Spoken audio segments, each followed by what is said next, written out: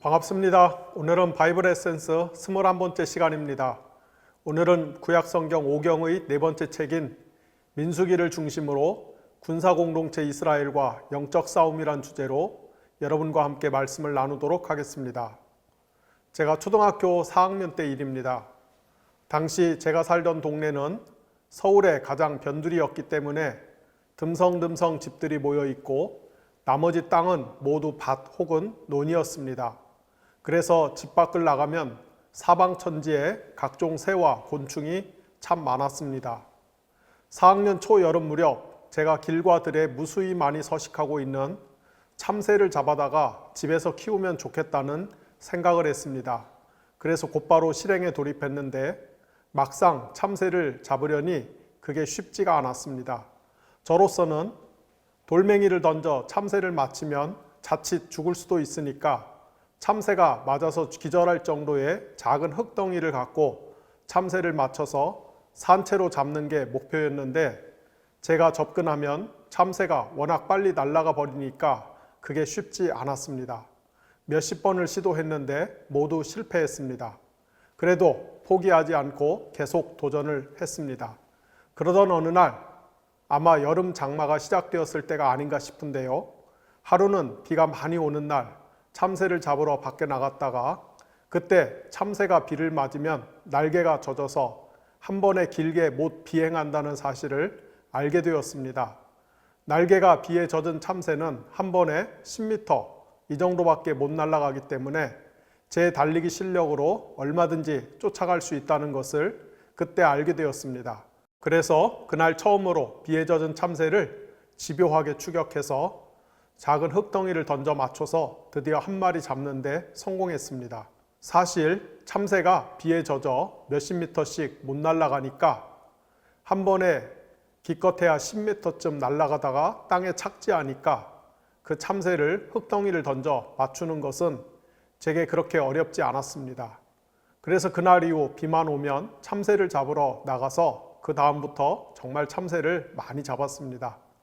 문제는 참새를 잡아다가 집에서 키워보려고 하면은 반나절도 안 되어 죽는다는 것이었습니다.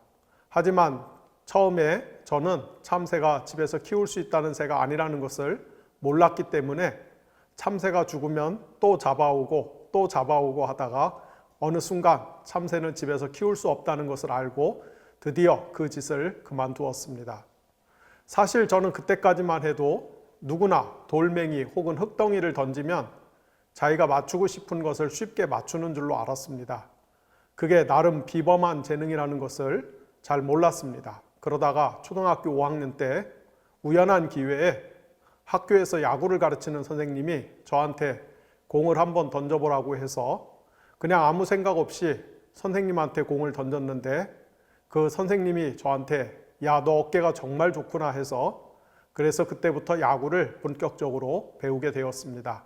글러브를 끼고 야구공을 던지는 법을 배우게 되었는데 야구를 해보니까 제가 어깨뿐 아니라 눈이 바라보는 쪽으로 정확히 공을 아주 세게 던지는 능력이 탁월하다는 것을 알게 되었습니다. 그래서 별다른 연습이나 노력을 하지 않아도 스트라이크를 던지는 게 어렵지 않았습니다. 어깨가 좋아서 중학교 3학년 무렵부터는 공을 던져서 학교 담장 밖으로 넘기는 게 별로 어렵지 않았습니다. 그래서 제가 사석에서 가끔 내가 만약 키가 컸더라면 박찬호보다 먼저 메이저리그에 갔을 것이라고 농담을 하곤 합니다. 제가 중학교 2학년 때인 1982년에 프로야구가 출범을 했습니다. 저는 서울 시민이니까 그냥 당연히 MBC 청룡을 응원해야 하는 줄로 알고 그때부터 계속 MBC 청룡과 LG 트윈스 이렇게 한 팀만 줄곧 응원을 하고 있습니다. LG 트윈스가 1994년에 마지막으로 우승을 하고 2000년대 들어 그야말로 암흑기를 통과했는데요. 올해는 어떻게 될지 모르겠습니다. 제 인생의 좌절 대부분은 LG 트윈스가 7등, 8등, 9등을 하면서 생긴 것인데요. 어서 빨리 LG가 우승하는 것을 보고서 야구 시청을 졸업하는 게 제 작은 소원입니다. 프로야구가 출범하고 이듬해인 1983년에는 만화작가 이현세 씨가 공포의 외인구단이라는 작품을 연재하기 시작했죠. 치명적인 부상 이력이 있는 선수, 심각한 장애를 가진 선수, 연습생 신분을 못 벗어나는 선수 등 요즘 말로 하면 루저들이 모여 혹독한 지옥 훈련을 통해 그야말로 공포의 팀으로 거듭나는 과정을 그린 공포의 외인 구단은 야구 마니아들뿐 아니라 일반인들 사이에서도 선풍적인 인기를 얻었습니다. 까치 오해성, 천재타자 마동타, 그리고 엄지간의 삼각관계도 독자들의 몰입도를 높이는 효과를 자아낸 그야말로 흥미진진한 작품이었습니다. 영상을 보시는 분들 가운데서도 공포의 외인 구단을 기억하는 분들이 많이 계실 것이라고 생각을 합니다. 출애굽한 이스라엘이 시내산에서 하나님과 언약을 체결하고 율법을 하사받으며 성막을 건축한 일련의 과정은 이를테면 공포의 외인 구단이 탄생한 과정에 비견할 수 있겠습니다. 강고한 피라미드 사회인 이집트의 가장 밑바닥에서 노예 생활을 하며 압제와 착취에 시달리던 루저 이스라엘과 기타 잡다한 종족들이 하나님의 큰 은혜로 이집트를 탈출하여 시내산에서 하나님과 언약을 체결하고 하나님의 특별한 소유, 왕같은 제사장 민족, 거룩한 나라로 재탄생했습니다. 이집트에서 나온 지 50일째 되는 3월 1일에 시내산에 도착한 이스라엘은 이듬해 2월 1일까지 시내산에 머물면서 하나님과 언약을 체결하고 율법을 하사받았으며 성막을 건축하고 각종 제사법과 정결 규정에 대해 배웠습니다. 이로써 완전히 새로운 백성, 새로운 국가가 역사상에 탄생한 것입니다. 시내산에서 탄생한 이스라엘은 인류 역사에서 이전에 한 번도 존재하지 않았던 특별한 공동체였습니다. 이제 이스라엘이 시내산에 머물면서 배우고 익히며 수행해야 할 중요한 임무는 거의 끝났습니다. 시내산은 이스라엘 백성의 최종 정착지가 아니었습니다. 그들이 도달해야 될 궁극적인 장소는 하나님께서 아브라함과 이삭과 야곱에게 약속하셨던 바로 그 땅입니다. 따라서 그들은 시내산을 떠나야 했습니다. 하지만 그 전에 한 가지 중요한 작업이 아직 남아 있었습니다. 하나님께서는 이스라엘 백성이 시내산을 떠나기 전에 그들을 군사 조직으로 재편성하기를 원하셨습니다. 하나님께서 이스라엘을 군사 조직으로 탈바꿈하시길 원하신 이유는 크게 두 가지입니다. 첫째, 이스라엘이 시내산을 떠나 약속의 땅으로 가는 과정에서 필연적으로 조우할 수밖에 없는 광야 부족들과의 싸움에서 자기 자신을 지키도록 준비시키기 위해서였습니다. 둘째, 장차 약속의 땅에 들어가 그곳을 효과적으로 정복할 수 있는 준비를 갖추기 위함이었습니다. 그래서 하나님은 이스라엘 백성을 군사 조직으로 재조직하시는데요. 이 일을 위해 20일의 시간이 소요되었습니다. 따라서 이스라엘이 최종적으로 시내산을 떠난 시점은 출애굽 이듬해 2월 20일이 됩니다. 이스라엘을 군사 공동체로 재편성하기 위해서 하나님은 먼저 인구조사를 실시할 것을 명하십니다. 인구조사의 첫 번째 기준은 싸움에 나갈 수 있는가 여부였습니다. 바꿔 말하면 군대에 입대할 수 있는가 였습니다. 민수기 1장에는 싸움에 나갈 수 있는 이란 표현이 무려 15번이나 나옵니다. 그만큼 이 기준이 중요했습니다. 하나님께서 이스라엘에게 주신 약속과 복을 쟁취하려면 무엇보다 자신과 공동체를 지키는 군사적 능력이 필수였던 것입니다.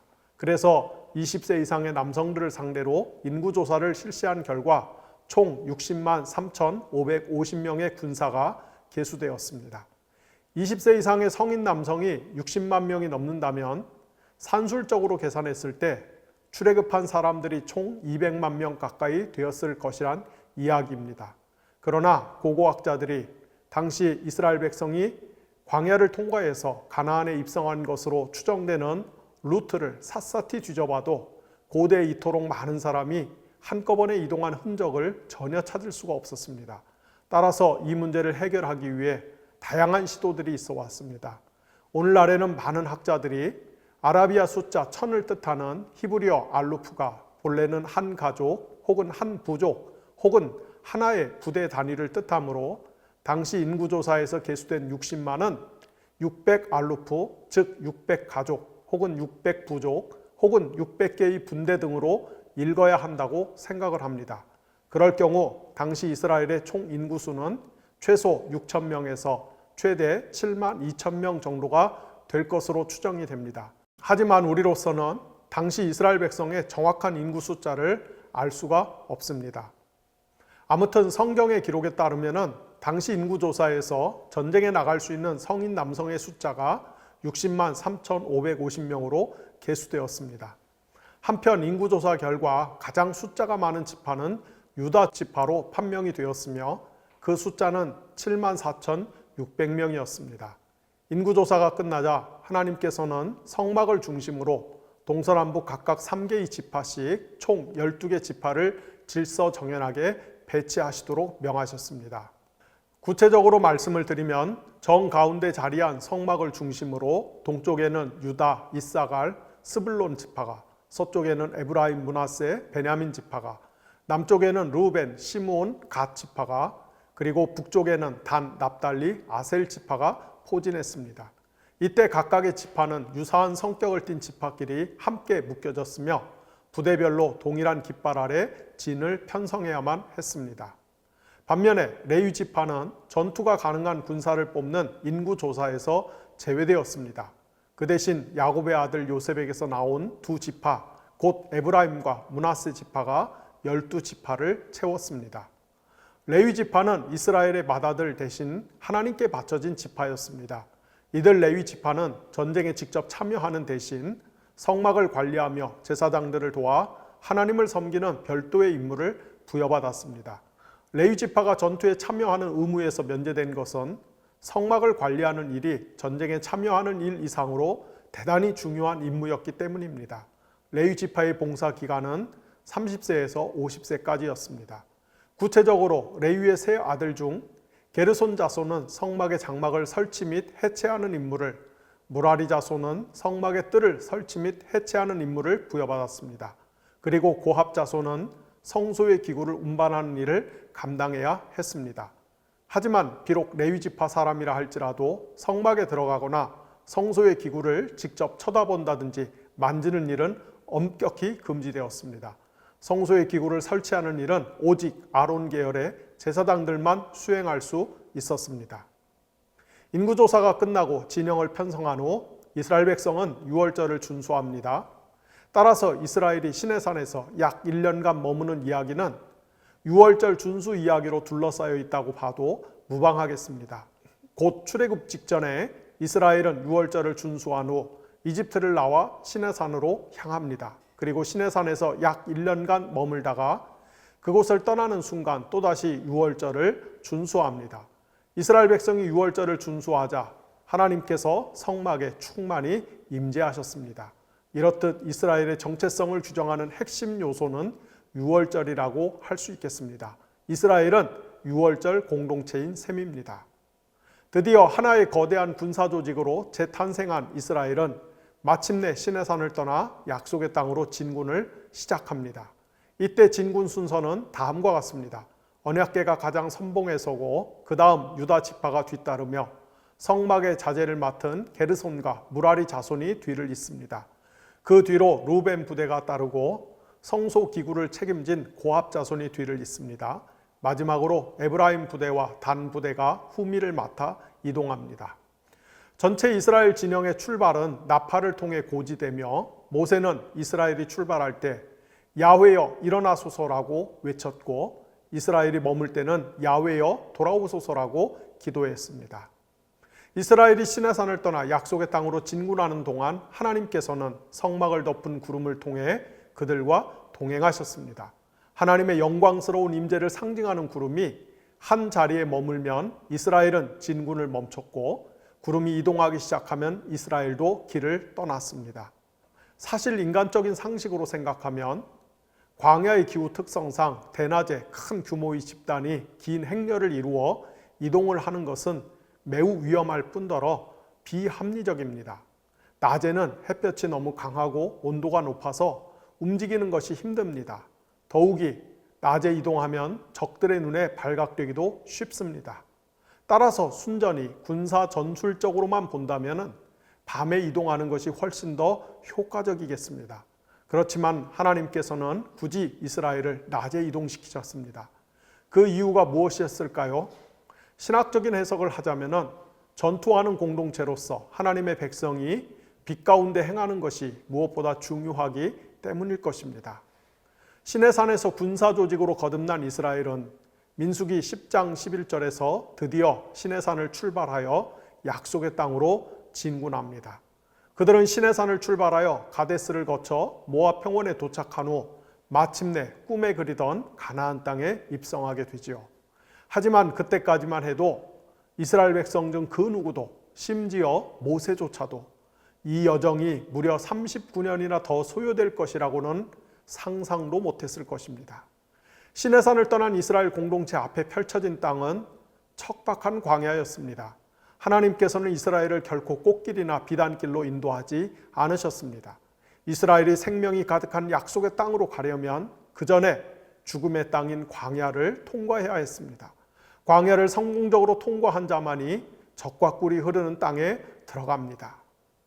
우리말 성경은 구약성경 5경의 네 번째 책 이름을 70인역의 전통을 따라 백성들의 숫자를 계수했다는 의미에서 민수기로 명명했습니다.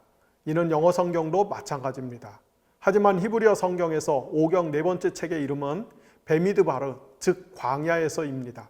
민수기의 진짜 내용은 이스라엘이 광야에서 겪은 이야기인 셈인 것입니다. 하나님은 이스라엘을 광야로 몰아넣으신 후 다양한 방법을 통해 과연 그들이 하나님께서 맡기신 사명을 감당할 자격이 있는 자들인지를, 즉 하나님 나라의 군사답게 행동하고 처신하는지를 테스트하셨습니다. 하지만 우리가 잘 알고 있듯이 이스라엘은 광야 학교에서 치러진 시험과 싸움에서 무력하게 패합니다. 민수기 11장부터 25장까지는 당시 이스라엘이 얼마나 처참한 패배를 경험했는지가 소상히 기록되어 있습니다. 민수기 11장에는 이스라엘이 광야에서 악한 말로 하나님께 원망을 하고 음식 문제로 불평했다가 하나님께 심판을 받는 장면이 묘사되어 있습니다. 민수기 12장에는 모세의 누나 미리암이 모세를 비방했다가 하나님께 심판을 받는 장면이 나옵니다. 민수기 16장에는 고라와 나단, 아비람 등이 모세의 리더십에 맞서 반란을 일으켰다가 하나님께 심판을 받는 장면이 나옵니다. 민수기 20장에는 이스라엘이 먹는 물 문제로 불평하고 이에 모세가 혈기를 부렸다가 하나님께 심판을 받아 결국은 모세와 아론조차 가나안 땅에 못 들어가게 되는 이야기가 나옵니다. 모세의 필생의 소원이 한순간에 물거품이 된 것입니다.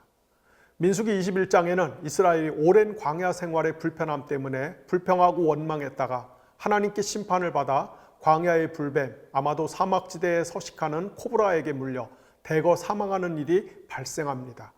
이렇듯 대충 훑어봐도 시내산에서 군사조직으로 거듭난 이스라엘은 광야에서 치러진 모든 싸움에서 철저히 실패합니다. 특히 민수기 11장에서 21장까지의 실패 사례를 분석해보면 당시 이스라엘이 광야에서 저지른 가장 심각한 과오는 또는 죄는 민수기 13장과 14장에 나오는 12명의 정탐꾼들이 가나안 땅을 탐지하고 돌아와 그곳에 살고 있는 원주민들이 너무나 강해 보이므로 도저히 정복할 수 있는 땅이 아니라고 거짓으로 보고하고 이를 들은 이스라엘 백성이 크게 낙심하여 통곡하면서 차라리 이집트로 돌아가자라고 아우성을 치는 사건에 초점을 맞추고 있다는 것을 알 수가 있습니다. 민수기 11장에서 21장에 나오는 이스라엘의 실패 사례들은 이 사건을 중심으로 수미상관 형태로 배치되어 있습니다.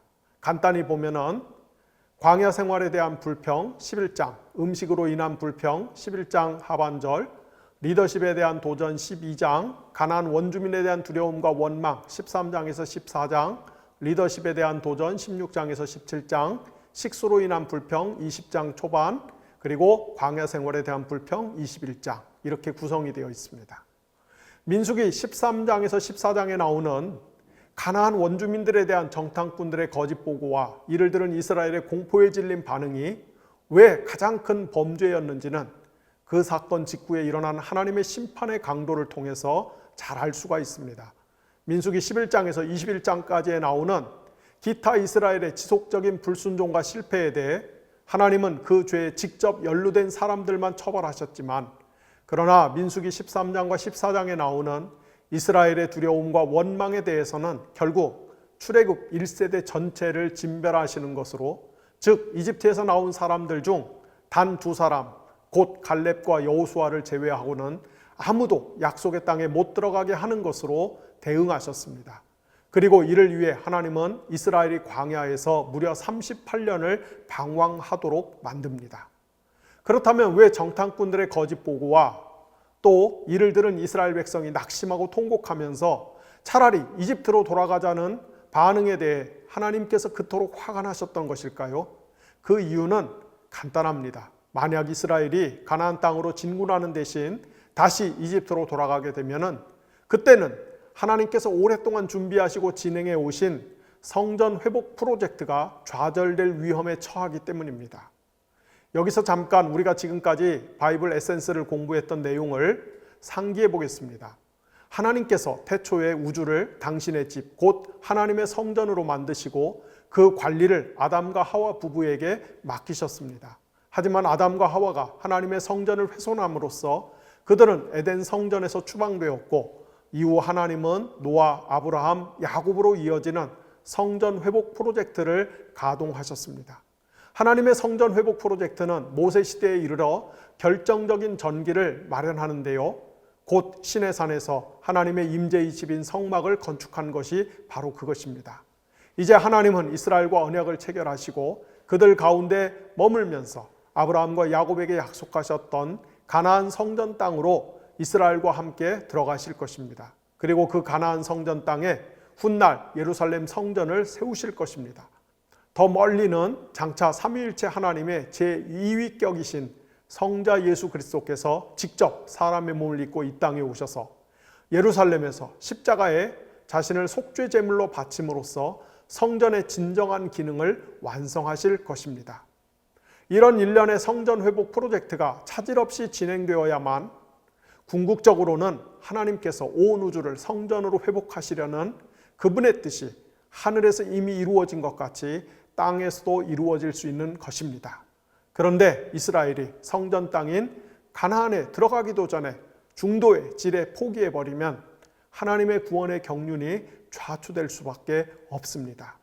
더욱이 광야에서 이스라엘이 툭 하면 외쳤던 구호, 즉 차라리 이집트로 돌아가자는 말은 가인 계열의 사람들이 구축한 피라미드 체제를 거부하고 거기서 나와 모든 사람이 평등하고 자유롭게 사는 세계에 대한 비전, 곧 하나님의 성전인 세상의 모습이 어떠해야 하는지를 거부하고 부정하는 완악한 태도에 불과한 것입니다. 이처럼 민수기 13장과 14장에 나오는 이스라엘의 실패는 다른 죄들과 달리 하나님 나라의 구원의 경륜을 근본에서부터 뒤흔드는 무서운 죄이기 때문에 하나님께서 그토록 큰 노여움을 표출하신 것입니다. 다른 한편 민수기 22장부터 25장까지는 광야 생활의 후반기에 이스라엘이 직면한 기존의 싸움과는 결이 다른 색다른 싸움을 소개합니다. 곧 이스라엘이 무섭게 진군해 오는 것에 공포심을 느낀 모압 왕 발락이 유브라데스 강 갈그미스의 부돌에 사는 신접자 발람에게 거금을 주고 이스라엘을 저주해 달라는 이야기가 나옵니다. 모압 왕 발락은 정상적인 방법으로는 이스라엘을 이길 방법이 마땅치 않자 국제적으로 유명한 무당을 동원해 사수를 써서라도 이스라엘을 진멸시키려고 했던 것입니다. 모압 왕 발락의 그럴싸한 제안을 받은 무당 발람은 처음에는 그 제안을 거절하는 듯 행동했지만 얼마 못 가 그 제안을 받아들이고 모압 땅으로 가서 이스라엘을 저주하려고 시도합니다. 민수기 23장과 24장에는 발람이 이스라엘을 향해 발설한 신탁이 총 4개가 나오는데요. 그중 첫 3개는 발람이 자발적으로 한 것이고 나머지 1개는 하나님께서 강제로 발람의 혀에 말씀을 집어넣으신 것입니다.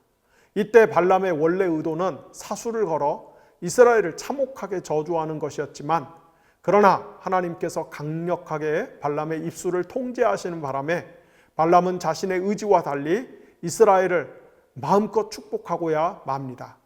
여러분께서 민수기 23장과 24장에 나타난 발람의 4가지 축복 내용을 자세히 살펴보면 하나님께서 창세기 12장에서 아브라함에게 약속하셨던 복의 내용, 즉 아브라함에게 수많은 후손을 주시고 늘 그들을 보호하시며 땅을 허락하시고 세계 모든 민족을 위한 축복의 통로로 삼으실 것이라는 복들이 고스란히 재현된 것을 보실 것입니다. 광야에서 이스라엘은 항상 하나님께 불평하고 원망하며 하나님을 대적했습니다. 광야에서 이스라엘은 초지일관 실패하였습니다. 그러나 이스라엘의 불성실함과 달리 하나님은 아브라함과 이삭과 야곱과 맺으셨던 언약에 신실하십니다. 발람의 축복에는 이 점이 잘 나타나고 있습니다. 하지만 불행하게도 이게 끝이 아니었습니다. 민수기 25장에는 발람의 간교한 계책에 따라 진행된 모압 여성들이 이스라엘 남성들을 유혹하여 성적으로 큰 범죄를 저지르는 대형 사건이 터집니다. 이 사건으로 인해 이스라엘은 하나님께 심판을 받아 무려 2만 4천 명이나 연병으로 죽게 됩니다. 따라서 민수기 10장 11절에서 시내산을 떠난 이스라엘이 민수기 11장에서 26장까지 광야를 통과하며 치른 1년의 전쟁에서 말하자면 백전백패한 셈입니다. 비록 시내산에서 이스라엘은 외형적으로는 하나님의 거룩한 군사 공동체로 거듭났지만 그러나 실제로는 오합지졸 축에도 못 들어갈 정도로 처참한 성적표를 받아들였습니다.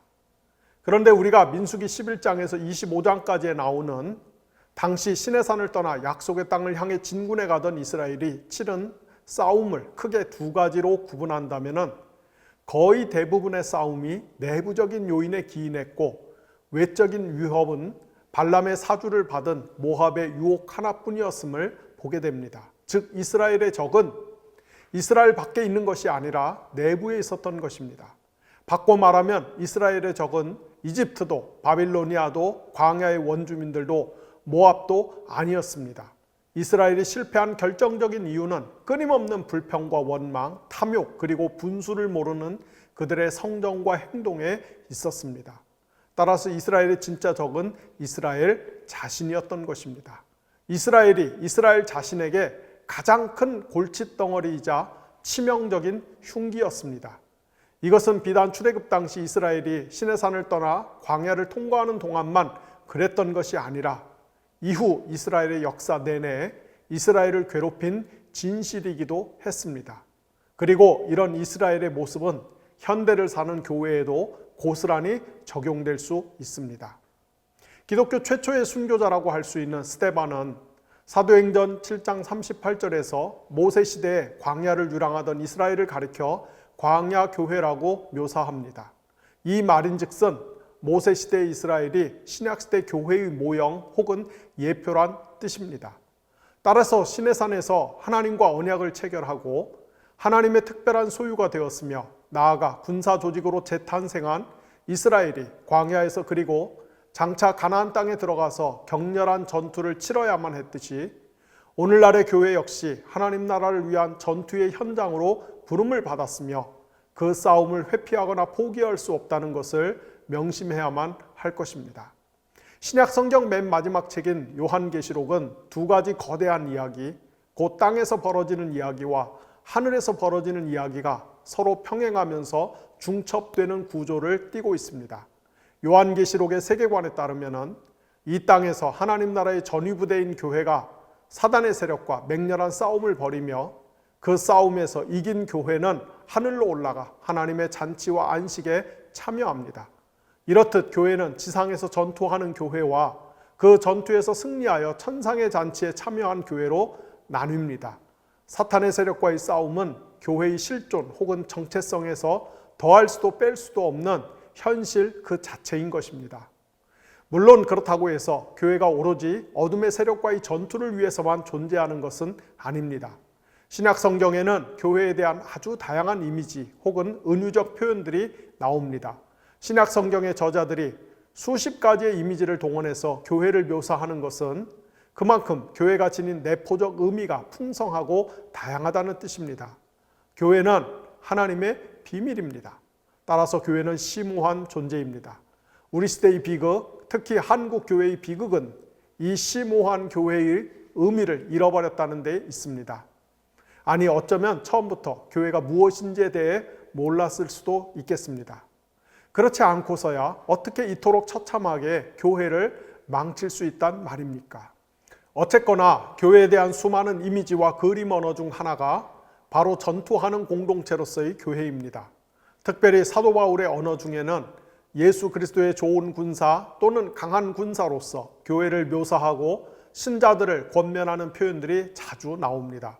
우리는 결코 이런 권면과 교훈을 간과하거나 무시하지 말아야만 합니다. 교회는 이를테면 요즘처럼 날씨가 좋은 가을에 관광버스를 대절해서 화사한 아웃도어 차림으로 단풍 구경 가는 행락객들의 모임이 아닙니다. 교회는 무슨 클럽이나 취미 동호회도 아닙니다. 교회는 분위기 좋은 카페에 앉아 서로 안부를 주고받으며 가벼운 담소를 나누는 곳이 아닙니다. 오히려 교회는 하나님 나라의 군대입니다. 우리가 그리스도인으로서 부름을 받은 순간 우리는 하나님 나라의 부대에 입소한 것입니다. 다시 말씀드리지만 기독교 신앙생활은 취미생활이나 종교 동호회 활동이 아닙니다. 반대로 신앙생활은 치열하고 처절한 전투입니다. 우리가 지상에서 신앙생활을 시작한 순간부터 마치는 순간까지 우리의 삶은 싸움의 연속입니다. 그렇다면 우리는 무엇을 위해 싸워야만 할까요? 바꿔 말하면 교회의 적은 누구일까요? 우리가 소위 영적 전투라고 부르는 싸움의 대상을 상정할 때 가장 일반적으로, 아니 거의 통상적으로 설정하는 대상이 누구입니까? 단언컨대 교회 외부의 어떤 존재들입니다. 가령 사탄의 졸개들인 귀신과 어둠의 영들, 타종교들, 이단들, 특히 요즘은 공산주의나 동성애가 한국 보수교회의 가장 주요한 적이 되었습니다. 그래서 영적 전투를 수행한다는 명목하에 타종교의 시설을 파괴하거나 귀신의 견고한 진이라고 여기는 지역을 빙빙 돌면서 이른바 땅밟기를 하거나 공산주의자라고 의심되거나 동성애를 지지한다고 여겨지는 사람을 향해 살벌한 표현으로 저주를 하는 행위가 아무런 의심 없이 교회 안에 자리하고 있습니다. 여담이지만은 요즘도 서울 광화문 사거리에 가보면 어떤 노인께서 공산주의를 박멸하자는 피켓을 세워놓고 심히 쉰 목소리로 빨갱이는 하나님의 적이다라는 말을 하루 종일 반복하고 서 있는 장면을 볼 수가 있습니다. 아마 그분은 자기 나름대로는 큰 사명감을 갖고 그 일을 하고 계실 것입니다. 그런데 그 말을 주위에서 듣는 시민을 한 명도 볼 수가 없습니다. 오히려 광화문 사거리를 지나는 절대 다수의 사람들이 그분을 보면서 참 이상한 사람이다라는 생각을 하지 않을까요? 그리고 혹시 교회를 다니면 예수를 믿으면 저렇게 이상해지는 것이 아닌가라는 생각을 하지 않을까요? 만약 그렇다면 그런 행위가 과연 거룩한 영적 전투를 수행하는 모습일까요? 오히려 그런 행위 때문에 전도의 문이 닫히고 기독교의 복음이 멸시를 당하는 것이 아닐까요? 최소한 민수기 본문에 입각해서 말씀을 드리자면 교회의 진정한 적은 교회 외부에 있는 것이 아니라 교회 내부에 있습니다. 시내산을 출발해 약속의 땅까지 가는 광야 여정 동안 이스라엘이 그랬듯이 오늘날의 교회도 교회 내부의 적과의 싸움에서 매번 패하고 있다는 냉엄한 진실을 이제라도 성찰해야만 합니다. 그렇습니다. 한국교회의 진짜 적은 빨갱이도 동성애도 아닙니다. 타종교나 심지어 이단도 최고의 적이 아닙니다. 어찌 보면 그것들은 모두 제2, 제3의 문제일 뿐입니다. 지금 한국교회를 병들게 하고 망하게 하는 진짜 적은 교회 내부에 있습니다. 교회 내부의 부패와 탐욕이 진짜 적입니다. 교회를 골병들게 만드는 부패한 행위들을 올바로 해결하지 못하고 교회 안에 힘있는 세력끼리 짬짬이해서 그냥 덮어버리거나 이를 문제 삼는 사람들을 가리켜서 교회 파괴 세력 혹은 이단이란 누명을 씌워 교회 밖으로 내쫓는 행위가 교회의 진짜 적입니다.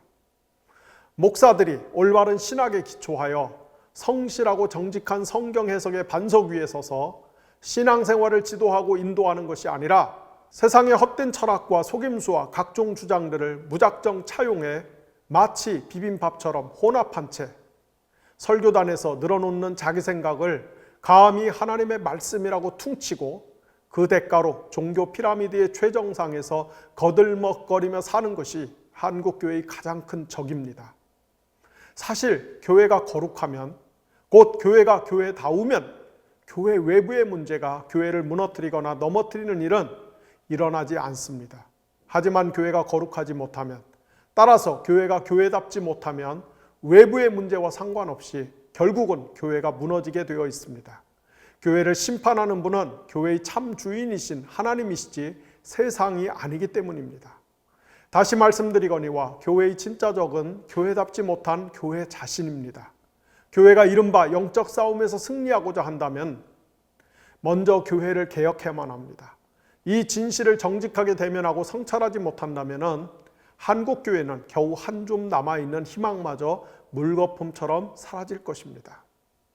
하나님 나라의 군사로서 싸움의 대상이 외부에 있는 것이 아니라 먼저 내부에 있다는 사실은 비단 교회 공동체뿐 아니라 그리스도인 한 사람 한 사람에게도 적용이 됩니다.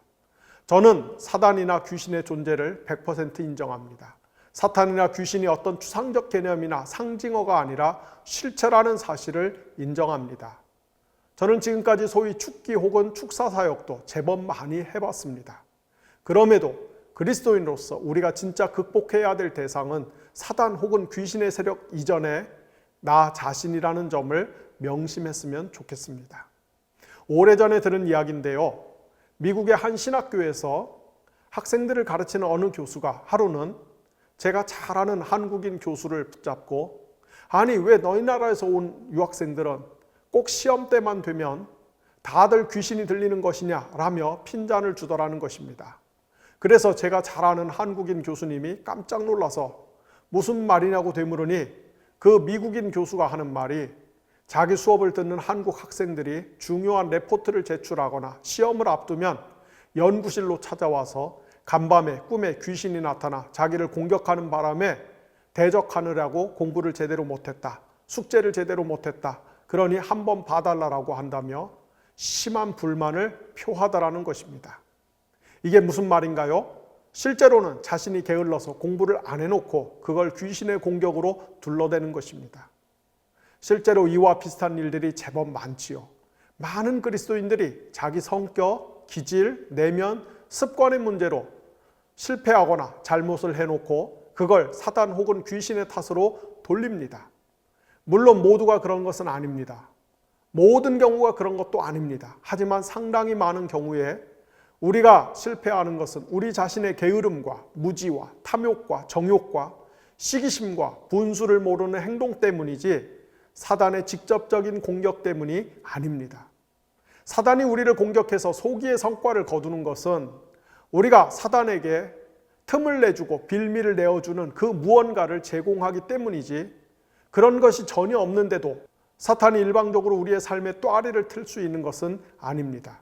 요컨대 새가 우리 머리 위로 날아갈 수는 있지만 그러나 우리 머리 위에 집을 짓게 해서는 안 되는 책임은 오롯이 나 자신에게 있다는 옛 격언처럼 영적인 싸움에서도 중요한 것은 사탄과 귀신의 공격 이전에 우리 자신을 우리 스스로 잘 지키고 개혁하는 것입니다. 저나 여러분이나 우리 모두는 연약하기 그지없는 질그릇 같은 존재입니다.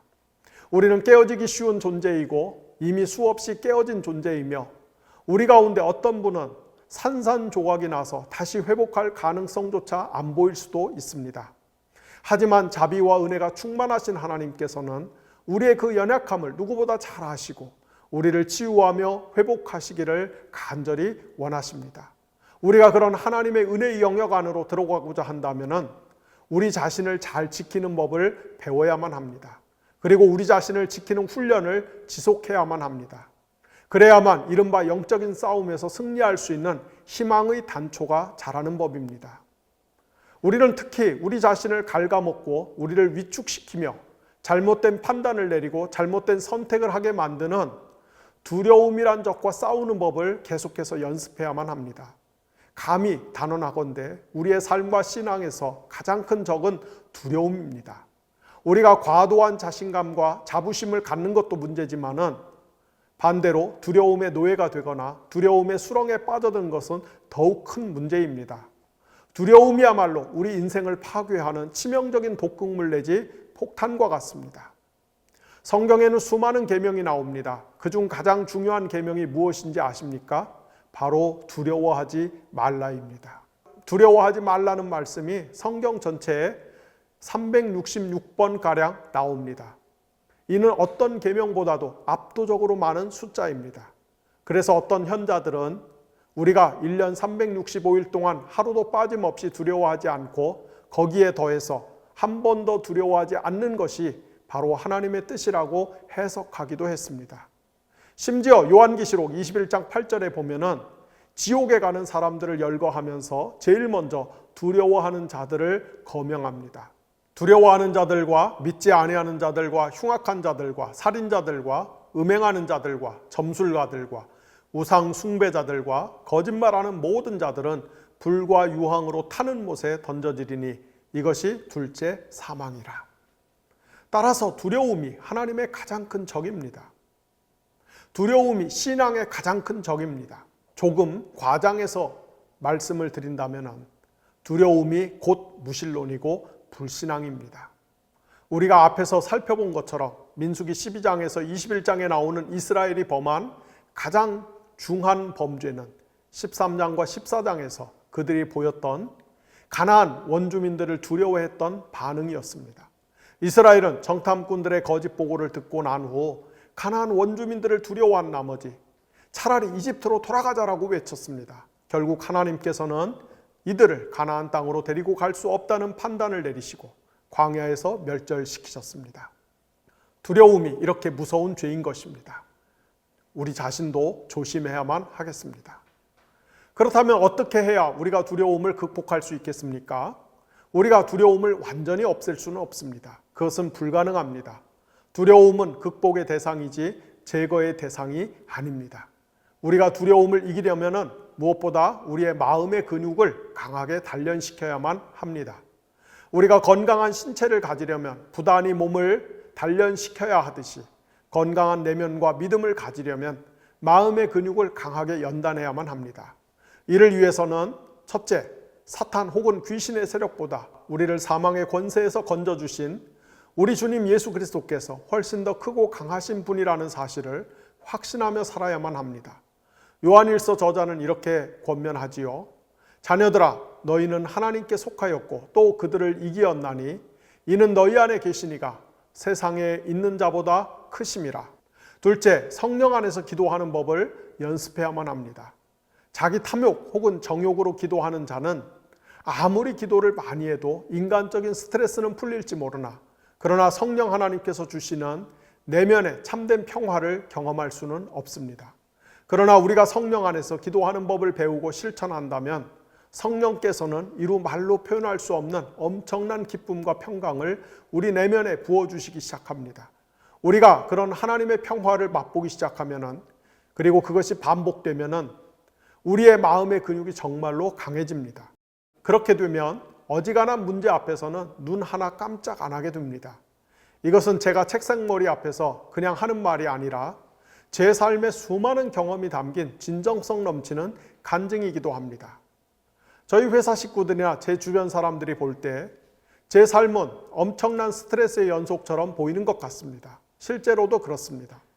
수익성이 전혀 없는 신학책을 만들어 팔아서 가장 많을 때는 무려 34명의 직원들의 월급을 줬고 매달 수천만 원의 월세를 냈고 1년에 수억 원씩 아카데미와 무료 카페에 투자하기도 했습니다.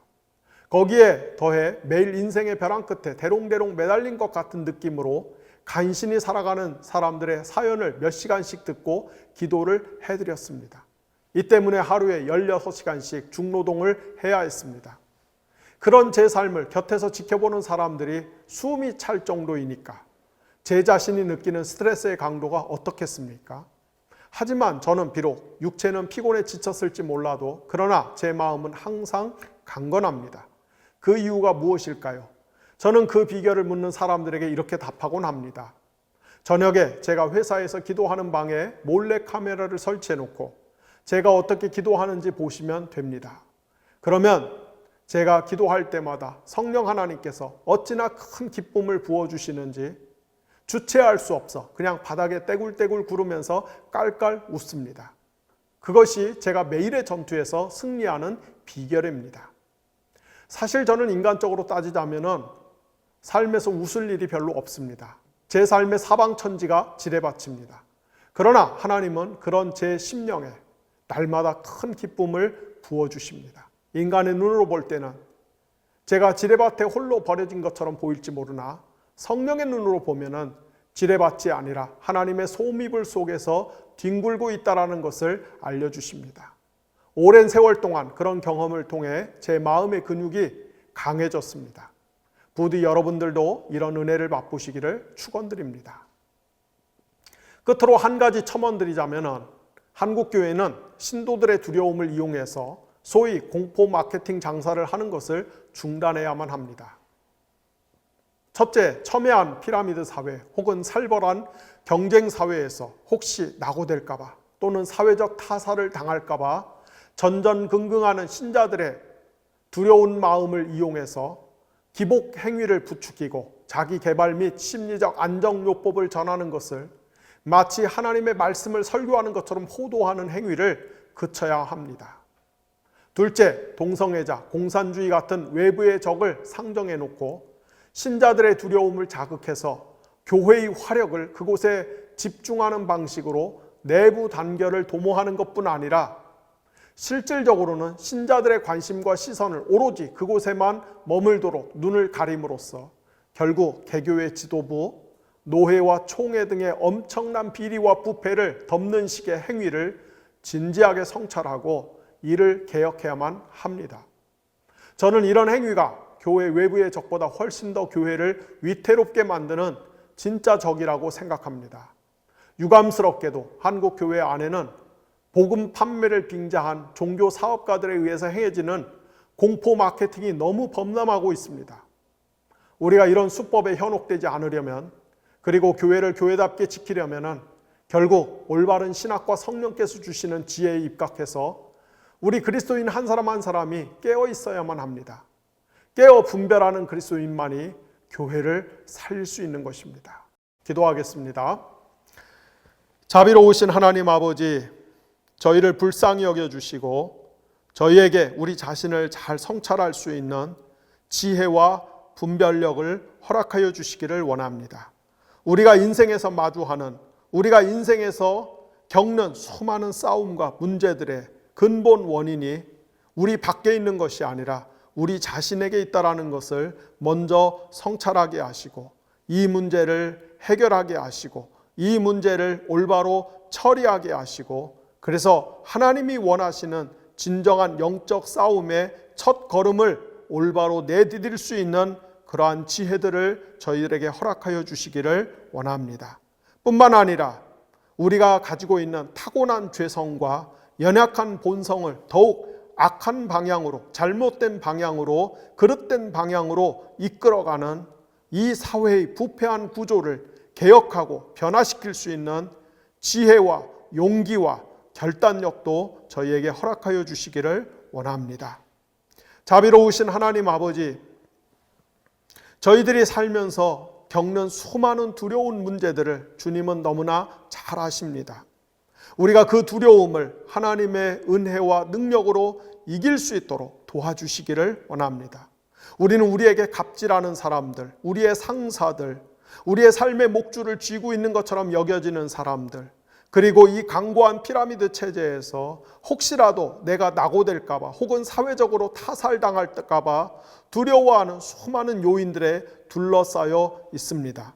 하나님, 우리가 그 문제로 두려워하고 하나님의 백성답게 살지 못할 때 세상은 우리를 조롱하며 더 나아가 사탄과 어둠의 영들이 우리의 그 연약한 마음을 자극하고 충동질해서 우리가 더욱 반하나님적으로 살아갈 수밖에 없게끔 그렇게 우리를 하나님 그릇된 길로 인도하는 것을 저희는 수없이 경험하고 있습니다.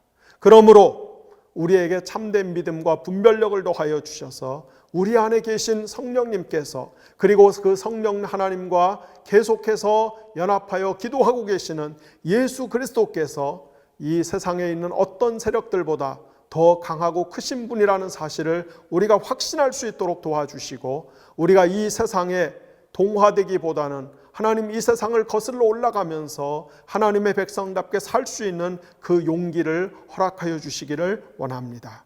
하나님 아버지, 오늘도 이 영상을 보는 분들 가운데 몸과 마음이 지치고 상하고 아픈 분들, 인간적인 관점에서는 더 이상 아무런 희망이 없을 정도로 하나님 몸이 많이 망가진 분들, 삶의 끝자락에 와 있는 것처럼 여겨지는 분들에게도 주님께서 기적 같은 은혜를 베풀어 주셔서 하나님 그분들의 몸을 치료해 주시고 그분들의 삶의 모든 어두운 그늘들을 제거해 주시며 그분들을 짓누르고 있는 모든 문제로부터 해방될 수 있도록 도와주시기를 원합니다. 감사드리며 예수님의 이름으로 기도를 드렸습니다. 아멘.